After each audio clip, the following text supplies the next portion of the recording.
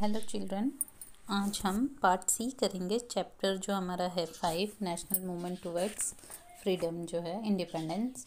तो in this chapter we read about the different movements about Simon Commission, Nehru Committee and demand for complete independence and Dandi Yatra, also Dandi march. Now today we will read about Gandhi-Irwin Pact and Quit India Movement and strikes during Quit India Movement. So Gandhi Irwin जो एक pact था, जो समझौता था, उसके बारे में आज हम देखेंगे कि Gandhi Irwin pact, round table conference and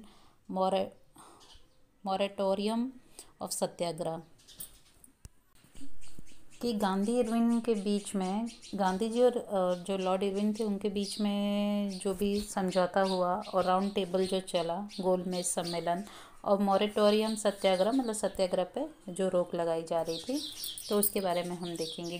Gandhi ji was called upon by the Britishers for the round table conference related to the constitutional structure and reform. कि ठीक है, Gandhi ji was called upon the Britishers कि राउंड टेबल एक meeting करवाएगी Britishers के साथ, जिसमें जो कॉन्स्टिट्यूशनल रिफॉर्म्स करने थे, जो एक स्ट्रक्चर फॉर्म करना था, उसके रिगार्डिंग में. First round table conference was held but with the absence of Congress leader it was fertile. Okay, मतलब कि जो ये राउंड टेबल हुआ उसमें जो कांग्रेस लीडर थे वो एब्सेंट थे, तो जिस वजह से ये मीटिंग क्या रही, व्यर्थ की हो गई. फर्टाइल मीन्स व्यर्थ, मतलब यूजलेस रही. To reconcile with Congress, a pact between Gandhi ji and Irwin was made which was known as Gandhi Irwin pact. तो इस वजह से उन्होंने क्या किया, गांधी जी के साथ एक मीटिंग की और जिसे गांधी इरविन पैक्ट कहा गया. मार्च 1931 को ये हुआ, in which permission of free collection और manufacture of salt by person near the sea coast and permission of peaceful picketing were the main point. तो इस मीटिंग में गांधी जी ने ये प्रस्तावना रखी थी, ये मतलब उन्होंने अपना डिमांड रखा था कि एक सॉल्ट के लिए कोई मतलब एक्ट नहीं होना चाहिए, और मतलब यहाँ की लोग भी मैन्युफैक्चर कर सके सॉल्ट, उस पर कोई रोक नहीं लगानी है, हमें परमिशन चाहिए इसकी. तो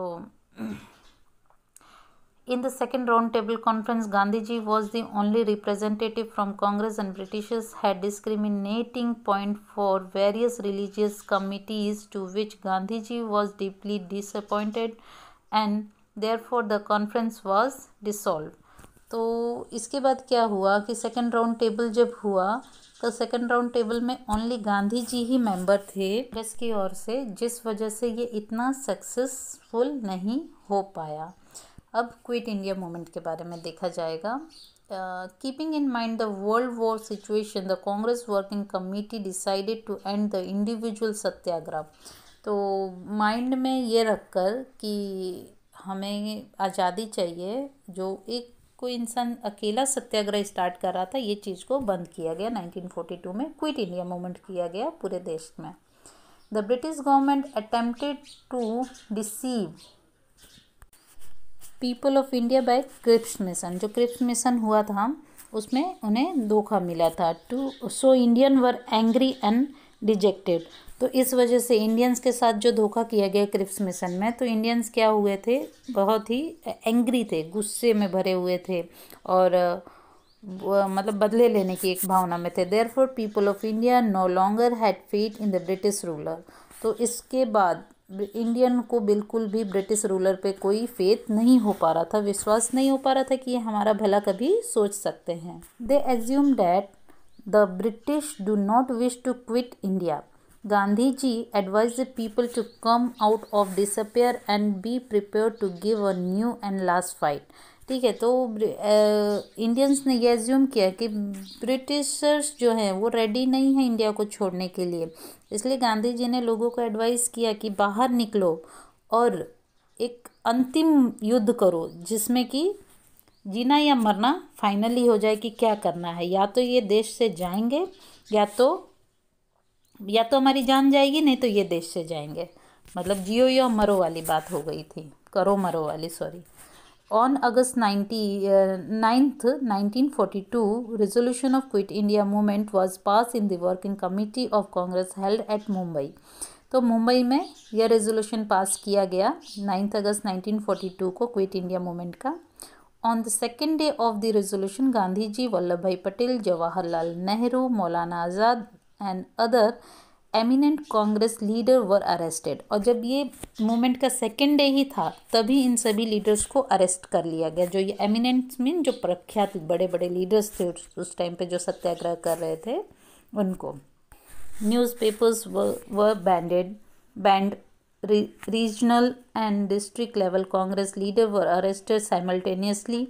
न्यूज़पेपर को बैन कर दिया गया. जो डिस्ट्रिक्ट लेवल पे कांग्रेस लीडर्स थे उनको एक के बाद एक अरेस्ट किया जाने लगा. Arrest of Gandhi ji and other leader resulted in nationwide strike. To this Gandhi ji said, this is the last fight in my life and therefore people of India should make all attempt to achieve independence.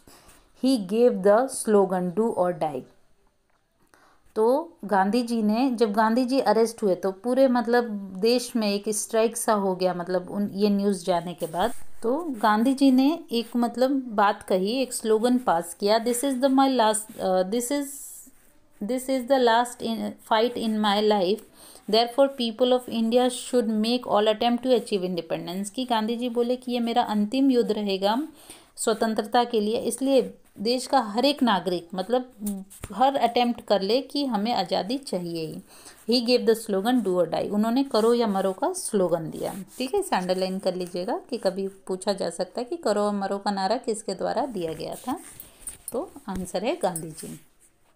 तो इस तरीके से मतलब quit India movement किया गया. Now इसके बाद strikes during quit India movement. जो स्ट्राइक्स की गई उसके बारे में हम देखेंगे.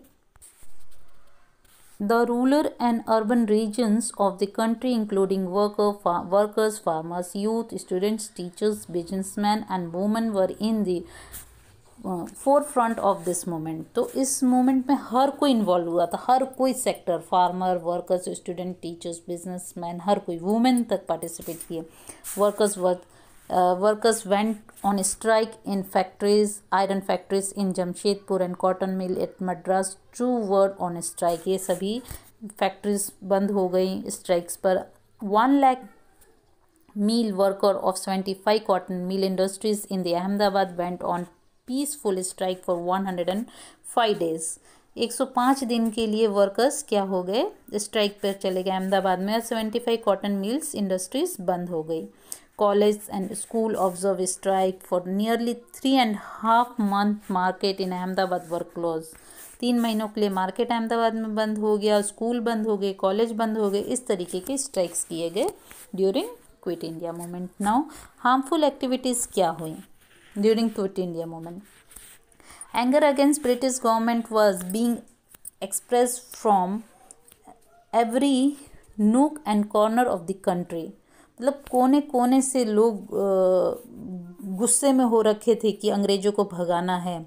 सप्रेशंस against peaceful people by Britishers led to a violent situation as people not only ransack the post office, telegram department, police station, railway station, government buildings, school and college buildings, railway lanes, bridge and roads, but looted the assets and set on a fire the government properties.